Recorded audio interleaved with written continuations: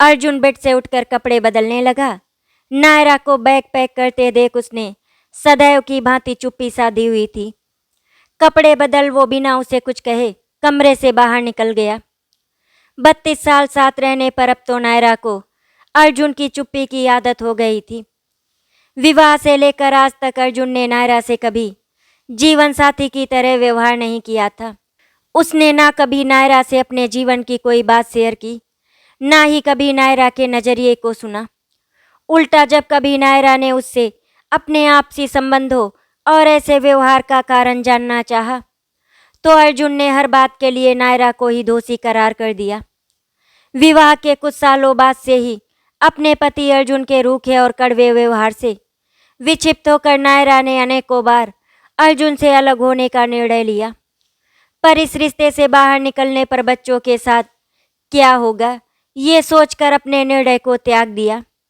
अपने और अर्जुन के बीच मृत रिश्ते ने उसके दिल और दिमाग को रौंद डाला। आज अपने दोनों बेटे के विवाह की सामाजिक जिम्मेदारी से मुक्त हो, विवाह के 32 वर्षों के पश्चात जब उसने अर्जुन के व्यवहार में अपने प्रति रत्ती भर भी आदर नहीं देखा, आज भी अर्जुन सबके सामने नायरा का अपमान कर देता है और उसके व्यवहार में खोट निकाल ही देता है। इसीलिए उसने अपने वैवाहिक जीवन से मुक्त होने का असंभव निर्णय ले ही लिया, जबकि उसे ये तक मालूम नहीं था कि घर के बाहर निकलकर वो किस दिशा में अपना पहला कदम रखेगी। बैग पैक कर नायरा कमरे से बाहर आई तो उसे ड्राइंग रूम में इस बार दिवाली साथ मनाने की उसकी मांग पर आए उसके दोनों बेटे बहुएं और पोता बैठे हुए दिखाई दिए। सभी 2 साल के छोटे राज की बातें सुन मुस्कुरा रहे थे। नायरा ने जैसे ही अपने बेडरूम का दरवाज़ा खोल ड्राइंग रूम में प्रवेश किया तो दरवाज़ा खुलने की आहट से सभी की नज़रें उसकी ओर घूम गई। ड्राइंग रूम को फैला देख बड़े बेटे राहुल ने मुस्कुराकर नायरा की ओर देखते हुए कहा, मम्मी अब डांट के दिखाओ राज को, हमें तो आप हर बात पर टोकती रहती थी कि ये सामान यहाँ क्यों रखा। मुझे तो तुमने नौकरानी समझ रखा है, सारा दिन बस तुम्हारी चीज़ें ही समेटती रहती हूँ। राहुल की बात सुन उसकी पत्नी आकांक्षा, छोटा भाई आलोक और उसकी पत्नी रिया खिलखिलाकर हंस पड़े। नायरा ने बिना कुछ बोले एक हल्की सी मुस्कुराहट के साथ राज के सर पर हाथ फेरा और बालकनी की तरफ नजर डालते हुए बोली, तुम्हारे पापा कहाँ हैं? राहुल की पत्नी आकांक्षा ने उठते हुए कहा, मम्मी पापा वॉक पर गए हैं, आते ही होंगे, मैं चाय बनाती हूँ। नायरा ने अपने छोटे बेटे आलोक की ओर देखकर कहा, आज खाना बाहर से ऑर्डर कर लो। आकांक्षा खाने के बाद राज को जल्दी सुला देना, मुझे तुम सबसे बात करनी है। माँ की बात सुन सभी ने आश्चर्य से पहले नायरा की तरफ देखा और उसके चेहरे को भावहीन देख बात के विषय को जानने की उत्सुकता में एक दूसरे की ओर देखने लगे। जब किसी को भी कोई कारण समझ नहीं आया तो छोटी बहू रिया ने नायरा से कहा, मम्मा क्या बात है, हम सभी तो यहाँ पर हैं, आप जो कहना चाहती हैं कह सकती हैं। नायरा ने प्यार से उसकी ओर देखा और बोली, घबराओ मत, बात मेरे बारे में है, इसीलिए तुम लोगों को ज़्यादा टेंशन लेने की ज़रूरत नहीं। तभी डोरबेल बजी तो रिया दरवाज़ा खोलने के लिए उठकर चली गई। राहुल ने नाराज़गी जताते हुए कहा, मम्मी अजीब बात कर रही हो, आपके बारे में होगा तो क्या हमें कोई फ़र्क नहीं पड़ेगा। तभी दरवाजे से अंदर आते अर्जुन ने सबकी ओर नज़र डालते हुए कहा, किसको किस बात का फ़र्क नहीं पड़ेगा। आलोक अपनी माँ की ओर देखता हुआ अर्जुन से बोला, पापा मम्मी को हम सबसे बात करनी है डिनर के बाद। अर्जुन अपने स्वभाव अनुसार कड़वाहट भरे शब्दों में बोला, फिर कोई तमाशा होगा तुम्हारी माँ का। मैं तो ये सोच सोच कर हैरान हो रहा था कि तुम लोगों को क्यों एक साथ दिवाली पर बुलाने की जिद थी। तुम लोगों की नौकरी है, काम धंधा है, जब तुम्हें समय होता तुम खुद आकर मिल सकते थे। दिवाली की इमरजेंसी लगाने की क्या ज़रूरत थी भला। बात पूरी कर उसने सदैव की भांति चिढ़ते हुए नायरा पर एक नज़र डाली। आलोक और राहुल ने नायरा की तरफ देखा, लेकिन आज उनके चेहरे में अर्जुन की बातों को सुनकर कोई प्रतिक्रिया दिखाई नहीं दी। आज से पहले तो उन्होंने अपने पापा के द्वारा इस तरह माँ के लिए उगली कड़वाहट के बाद माँ के चेहरे में हमेशा इस माहौल से भाग जाने की इच्छा होने पर भी एक घर में पापा के साथ रहने की मजबूरी की छटपटाहट को महसूस किया था। राहुल को याद था कि किस तरह माँ के कुछ बोलते ही पापा हमेशा चिढ़कर जवाब देते थे और माँ की आंखें खुद के प्रति अर्जुन के तिरस्कृत व्यवहार से पनीली हो जाया करती थीं। आलोक ने नायरा के भाव शून्य चेहरे को देखा तो उसे अनजाना डर सताने लगा। उसने बचपन से कभी अपने माँ बाप को सामान्य पति पत्नी की तरह बात करते नहीं देखा था। उसके पिता दूसरों के समक्ष जितने शांत और कम बोलने वाले व्यक्तित्व के व्यक्ति थे, घर में वो सबके साथ उतना ही ज़्यादा असंवेदनशील व्यवहार करते थे। वो हमेशा घर वालों के समक्ष खुद को सही ठहराते हुए कर्कश आवाज और कड़वे शब्दों का इस्तेमाल कर हावी होने की कोशिश में बात करते। बच्चों के बड़े होने के साथ उनके व्यवहार में दोनों बेटों के प्रति बदलाव आया था, मगर माँ के तो कुछ कहते ही पापा को उसने हमेशा पारा चढ़ते ही देखा था। धीरे धीरे माँ चुप होती चली गई। उन दोनों भाइयों के बड़े होने पर उनके द्वारा भी अर्जुन के व्यवहार को जानते हुए भी माँ को ही समझाने का कार्य होने लगा। तो जैसे माँ मशीन ही बन गई, उन्होंने बच्चों से भी अपनी बातचीत का दायरा सीमित कर लिया। नायरा को भावहीन देख आलोक ने घबराकर बड़े भाई राहुल को देखा, जिसकी नजरें माँ के चेहरे के भाव पढ़ने की ही कोशिश में लगी थी। सदैव अपने काम में व्यस्त, कम बोलने वाली और शांत दिखने वाली नायरा को पहली बार अपने विषय में कहने के लिए और उसके हाव भाव देख किसी आशंका के डर से घर का माहौल तनावपूर्ण हो गया था। डाइनिंग टेबल पर बैठकर एक साथ खाना खाया। सभी शांत थे, किसी की नजरें भी एक दूसरे की तरफ नहीं उठ रही थी। नन्हा राज वॉकर पर बैठा पूरे घर में घूम रहा था। उसी के वॉकर की आवाज से घर में इंसान के होने का अनुमान लगाया जा सकता था। खाना खत्म कर अर्जुन को अपने रूम में जाता देख आलोक उसे फिर से याद दिलाते हुए बोला, पापा माँ को बात करनी है। हाँ ठीक है, मुझे बुला लेना। अपने शब्द पूरे करता हुआ अर्जुन अपने कमरे में दाखिल हो गया। आलोक ने माहौल हल्का करने के लिए टीवी ऑन किया तो राहुल ने उसे टीवी का वॉल्यूम कम करने का इशारा किया।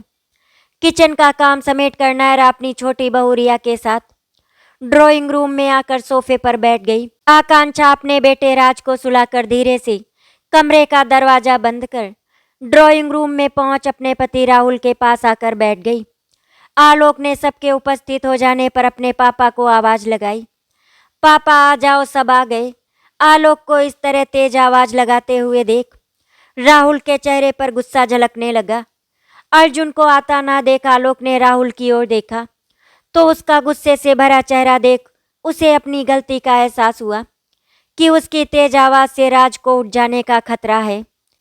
अर्जुन के ड्राइंग रूम में आकर सोफे पर बैठते ही सभी की नज़र नायरा की तरफ घूम गई, जो खोई खोई सी टीवी देख रही थी। अर्जुन को चिढ़े हुए भाव से नायरा को देखते हुए पाकर रिया ने नायरा के कंधे पर हाथ रख उसे सजग करते हुए कहा, मम्मी सब आ गए, आप क्या कहना चाहती हैं? और अपनी बात पूरी करते करते वो नायरा की बगल में आकर बैठ गई।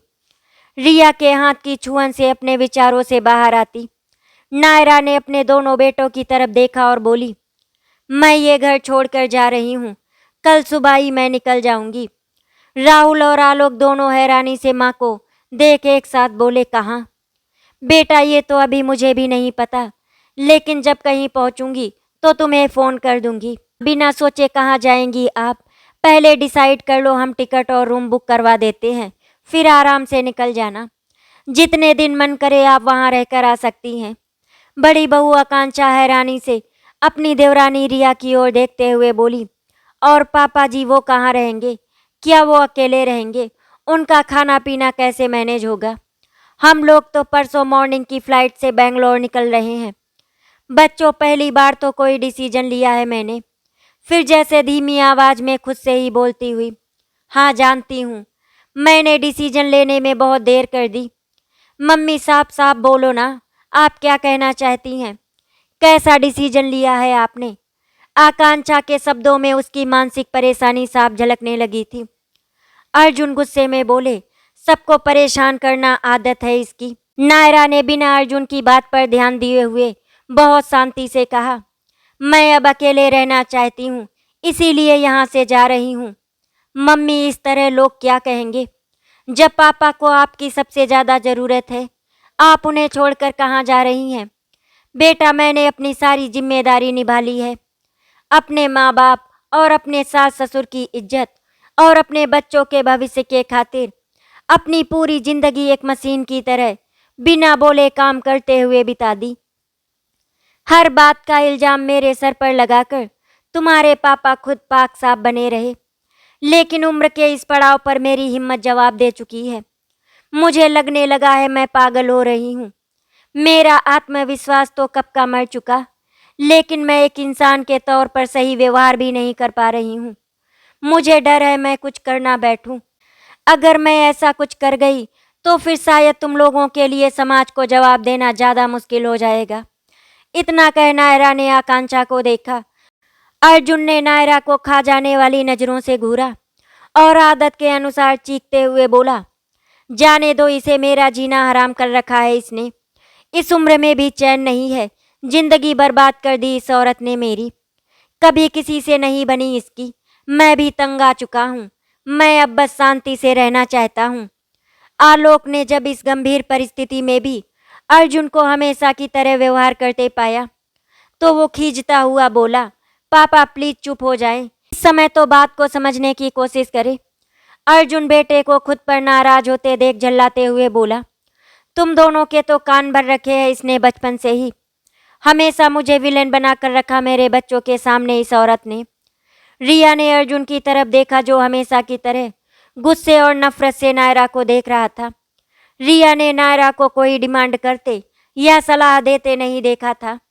उसने जब भी कभी नायरा से किसी विषय में सलाह मांगी तो उसका जवाब हमेशा यही होता कि जो तुम दोनों को सही लगे वो करो। कहीं भी किसी भी समय आने जाने, किसी भी तरह की ड्रेस पहनने या किसी भी तरह के खाने की फरमाइश करने पर नायरा ने उसे कभी नहीं टोका था। नायरा जैसी सास का मिलना वो अपने पुनर्जन्म का सौभाग्य ही समझती थी। टोका टाकी तो कभी उसे अपने ससुर अर्जुन की तरफ से भी महसूस नहीं हुई थी, लेकिन आलोक के किसी भी विषय में बात करते ही अर्जुन का हर बात के लिए मशवरा देना और फिर हर बात का बहस से खत्म होना। रिया ने महसूस किया था कि आलोक और राहुल के सामने तो अर्जुन का व्यवहार फिर भी नरम पड़ जाता है। तो अर्जुन का ये स्वभाव उसे बहुत बुरा लगता था। रिया ने जब अपने पति से नायरा और अर्जुन के आपसी रिश्ते के बारे में बात की तो वो बात को बदलने की कोशिश करता या बस दो वाक्यों में सारांश दे देता कि पापा ऐसे ही हैं। उन्होंने कभी किसी भी की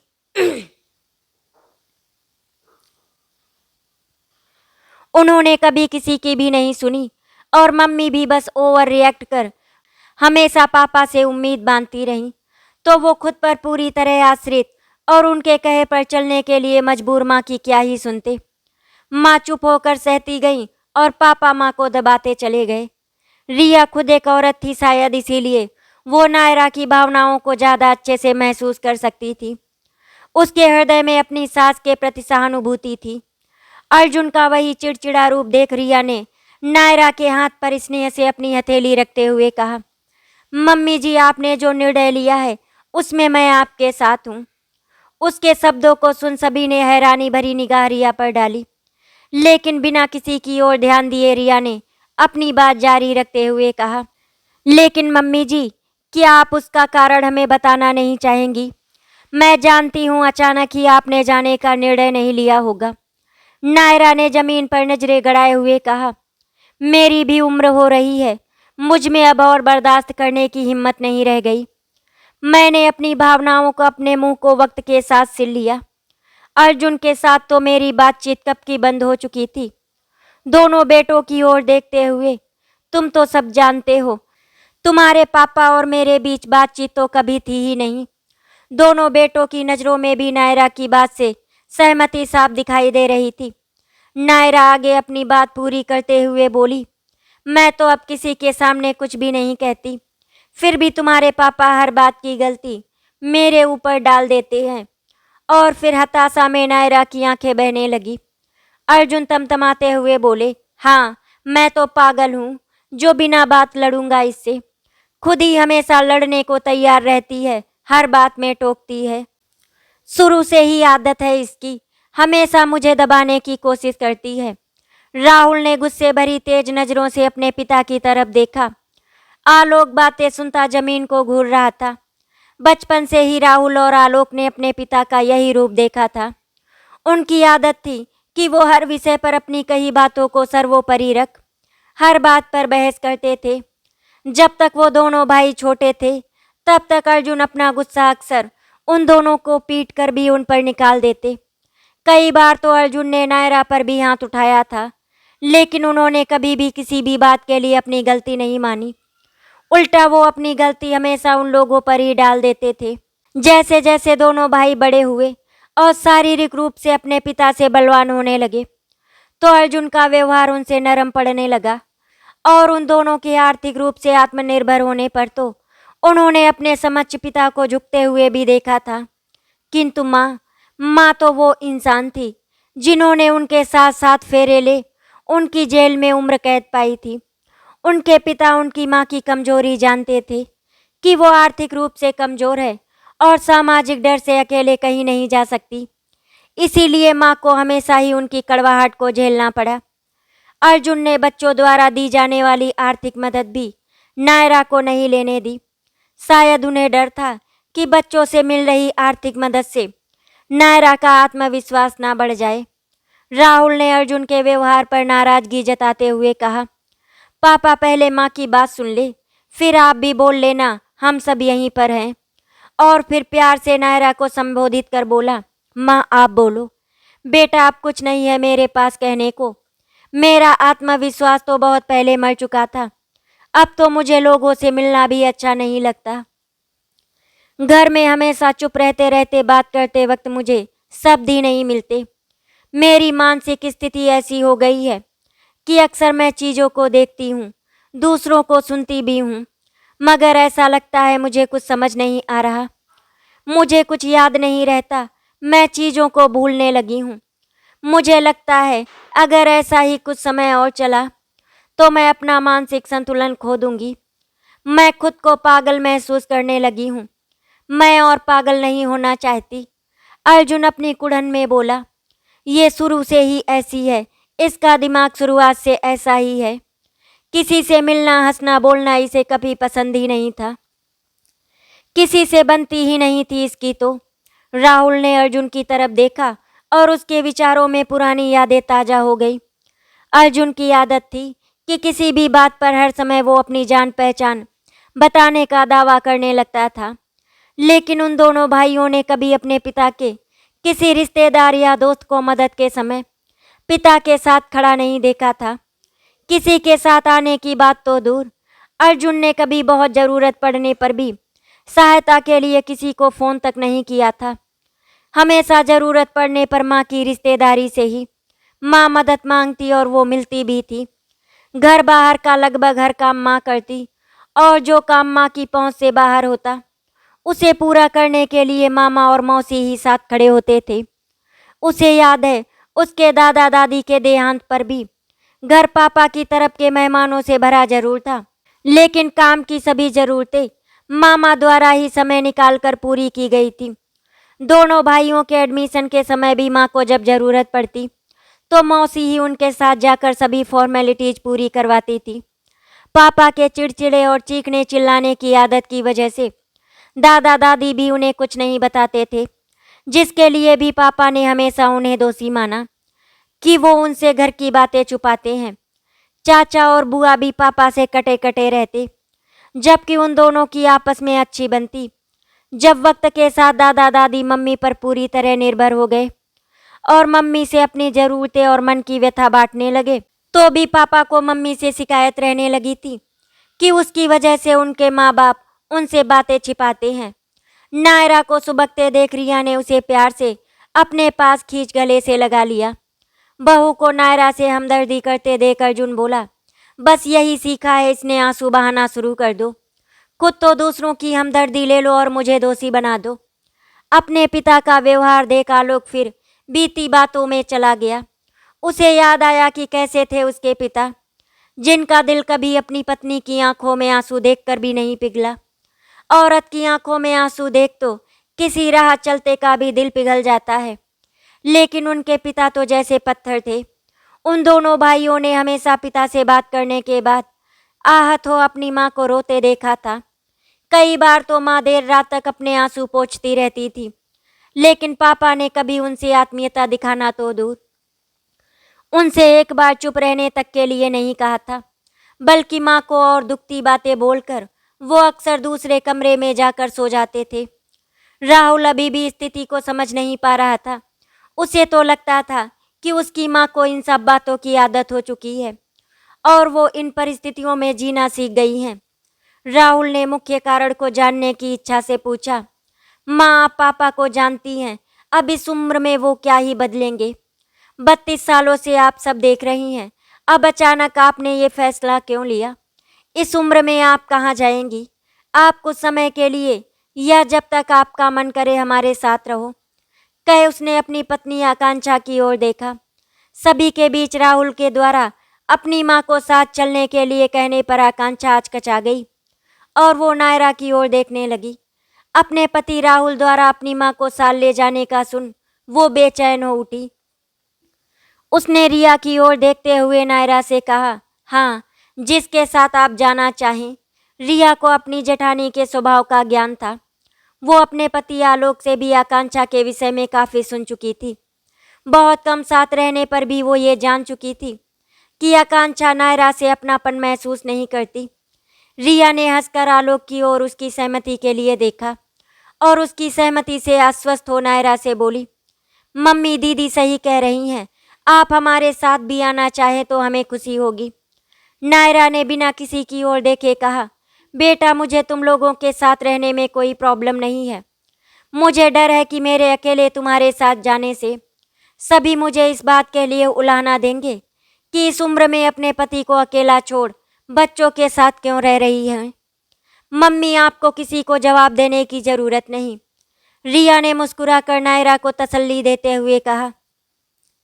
रिया की बात सुन आकांक्षा मुंह बनाते हुए बोली, अजीब सलाह दे रही हो रिया तुम तो।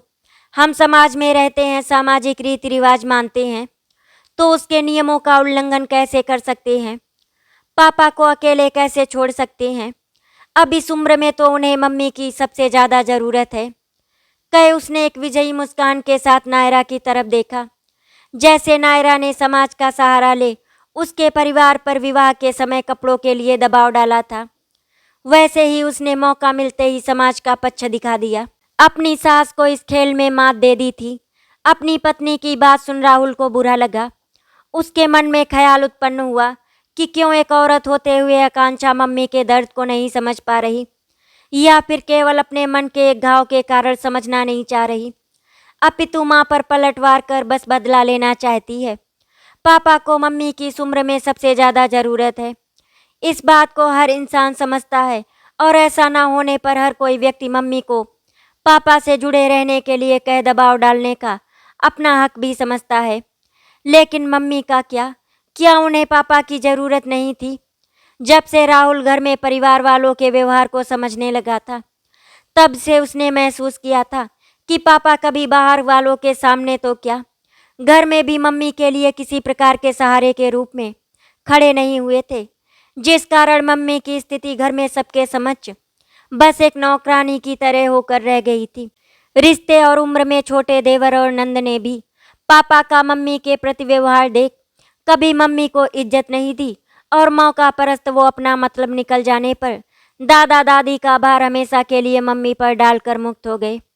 दादी और दादाजी तो फिर भी मम्मी के लिए क्या ही सोचते, वो तो उनसे रिश्ते में भी बहुत बड़े थे और इस सिद्धांत को मानते थे कि उनकी सेवा करना मम्मी का फर्ज है। लेकिन ये फर्ज चाची द्वारा ना निभाए जाने पर उन्होंने कभी आपत्ति नहीं जताई, क्योंकि वो भी इस सच से भली भांति परिचित थे कि चाची को कुछ कहे जाने से पहले जवाब के लिए चाचा जी उनके साथ खड़े होंगे।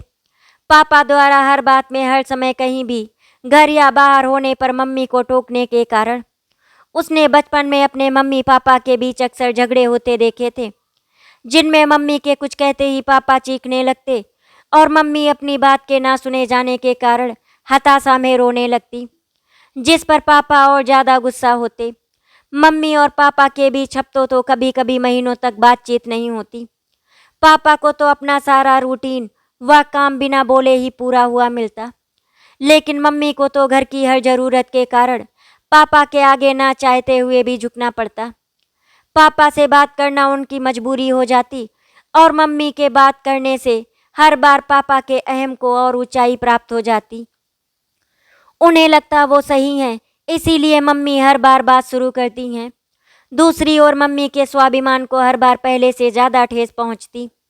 जब वो दोनों भाई बड़े होने लगे तो वो दोनों भी घर में सबकी तरह अपनी मम्मी की बातों को इग्नोर करने लगे। वो माँ थी इसीलिए अपना फर्ज निभा गई, लेकिन हम दोनों भाइयों की उपेक्षा ने मम्मी को तोड़ दिया था और मम्मी का व्यवहार भी धीरे धीरे चिड़चिड़ा होने लगा। माँ घर में घुट कर रह गई थी। पापा का उनके प्रति नकारात्मक रवैया और दादा दादी का भी उन्हें घर में बांधने के प्रयास ने उनकी जिंदगी को पूरी तरह निराश और बोझिल बना दिया था। दादा दादी माँ को आस पड़ोस में किसी से भी मिलने देना तो दूर, किसी से बात करता देख लेते तो मम्मी को 10 बातें सुना देते कि वो महिला का रवैया कितना खराब है, अड़ोस पड़ोस में भी उसकी खराब इमेज है। वो बात इस तरह कहते कि ये कहा ही नहीं जा सकता था कि उन्होंने माँ को किसी बात के लिए मना किया है। पता नहीं ये वो घर की शांति के लिए करती या दादा दादी के सुनाने की आदत के डर से। समय के साथ मम्मी ने किसी के सामने बात करने पर भी मुस्कुरा कर वहाँ से चुपचाप चले जाने का विकल्प अपना लिया। मम्मी बिना किसी मानसिक सहारे के घर के रूटीन में बंद कर घुटने लगी थी। घर के कामों के अलावा उनके पास कोई नहीं था जिसे वो अपने दिल की हलचल बयां कर अपने दिल का गुबार निकाल पाती। ना घर में कोई उन्हें किसी विषय में बताने या सलाह करने के लायक समझता। कभी हमारे कहने पर पापा कहीं आसपास घुमाने ले जाते तो घर आते ही दादा दादी के द्वारा अपनी सेहत को लेकर घर में कोहराम मच जाता और धीरे धीरे पापा ने हमें कहीं बाहर ले जाना ही छोड़ दिया। राहुल कुछ बोलो ना, ऐसे थोड़े ना इस उम्र में मम्मी पापा अलग रह सकते हैं, और लोग तो मम्मी पापा के अलग होने के लिए हमें दोषी बना देने से भी नहीं चूकेंगे। उन्हें क्या पता कि हमें तो मम्मी के इस नए और अनोखे इरादे का पता ही नहीं। राहुल को पुरानी यादों में उलझा देख आकांक्षा ने तेज आवाज में उसको संबोधित करते हुए कहा। राहुल ने अपनी माँ की तरफ देखा जो अपने हर फर्ज को पूरी ईमानदारी से निभाने के बाद भी हताश, थकी हुई और हारी हुई नजर आ रही थी। अपनी अब तक की जिंदगी में अपने लिए गए पहले निर्णय पर वो किसी मुलाजिम की भांति हम सबके सामने सर झुकाए बैठी थी। राहुल ने नजरें उठाकर आकांक्षा की तरफ देखा जो कितने साहस के साथ आसानी से अपनी सास के लिए बिना सोचे समझे अपना निर्णय सुना गई थी। आकांक्षा जैसा साहस माँ के अंदर अपने पूरे कर्तव्य निभाने के बाद उम्र के 57वें वर्ष में पहुंचकर भी नहीं आया था। राहुल को एहसास हुआ कि आकांक्षा के इस साहस का कारण उसका आकांक्षा के पति के रूप में उसके हर निर्णय और इच्छा को सम्मान देना ही तो था। आकांक्षा माँ बनने वाली थी, उसको परिवार के साथ रहने पर निभाई जाने वाली बंदिशों से रहने की दिक्कत थी। उसकी जिद के कारण उस समय माँ को ही 4 महीने के लिए बेंगलोर आकर रहना पड़ा था और फिर उसके बाद उसने 6 महीने के लिए अपनी माँ को राज की देखभाल के लिए बुला लिया था। कभी कभी जब हफ्ते भर के लिए उन लोगों का बेंगलोर से दिल्ली आना होता तो आकांक्षा का टाइम टेबल बेंगलोर से ही सेट होकर आता, जिसमें वो राहुल के घर में मुश्किल से 1 या 2 दिन ही बिताती थी। और माँ को तो विवाह के पश्चात इस घर से जैसे चिपका ही दिया गया था।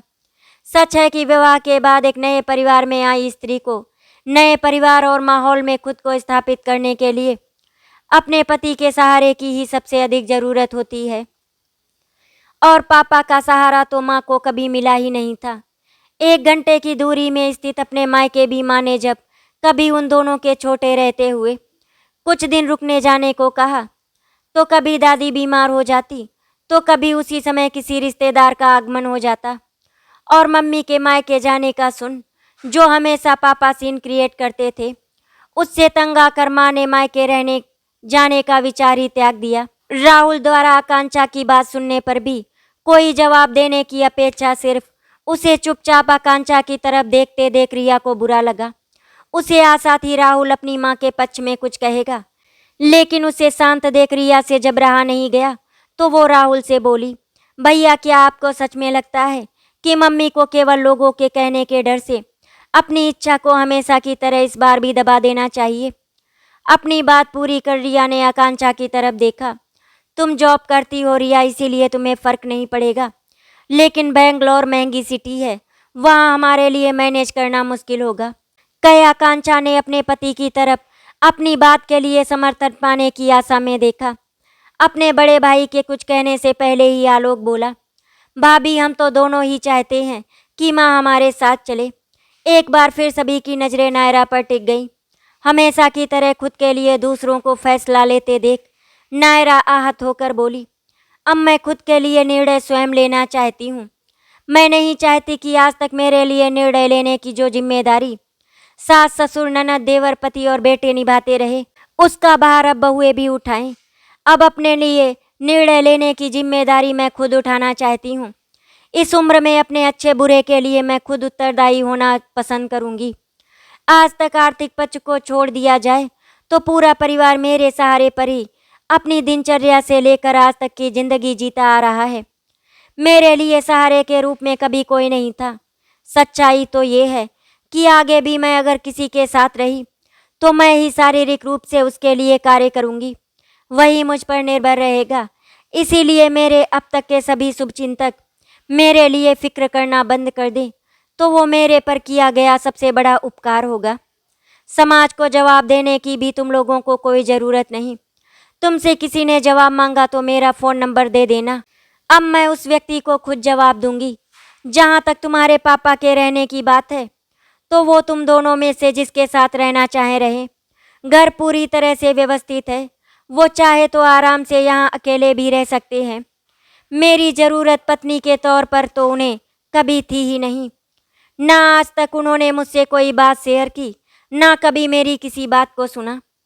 उन्हें एक नौकरानी की ज़रूरत है जो पैसे देकर यहाँ आसानी से मिल जाएगी। मुझे किसी से और कुछ नहीं कहना, ना ही किसी की कोई सलाह चाहिए। मैं सोने जा रही हूँ और हो सकता है कल मैं सुबह सवेरे जल्दी उठकर घर से निकल जाऊँ। घर में मुझे ना देखने पर समझ जाना मैं जा चुकी हूँ। अपने पापा से मशवरा कर लो उन्हें आगे कैसे रहना है। कहकर नायरा अपने कमरे की ओर चल दी। एक अबला के रूप में अब तक नायरा को देखते आया परिवार का हर सदस्य नायरा का ये आत्मविश्वास भरा रूप देख अचंभित था। सदैव पति होने का नाजायज फायदा उठाते आए नायरा पर गरजने वाला अर्जुन उसका नया रूप देख समझ चुका था कि उसके द्वारा दी जाने वाली मानसिक प्रताड़ना की आज इति हो चुकी है और अब नायरा को उसके पुराने रूप में पाना उसके लिए संभव नहीं है। वो मूक अवस्था में बस नायरा द्वारा कमरे में प्रवेश के बाद बंद किए गए अपने कमरे के दरवाजे को टकटकी लगाए देखे जा रहा था। आकांक्षा ससुर अर्जुन के खुद के साथ रहने के बारे में सोचकर ही आतंकित हुई जा रही थी। बेशक वो शादी के बाद बहुत कम सास ससुर के साथ रही थी, पर अर्जुन के व्यवहार से वो परिचित तो थी ही। वो इस सत्य से भली भांति परिचित थी कि सहारे की जरूरत उसकी सास को नहीं, बल्कि ससुर जी की जिम्मेदारी से बचाए रखने के लिए उन्हें अपनी सास नायरा के सहारे की जरूरत थी।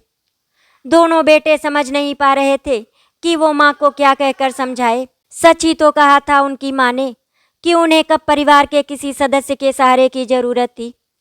उन्होंने तो एक अनजाने परिवार में आकर उसके हर सदस्य के साथ सहयोग कर उसे सहारा ही दिया था।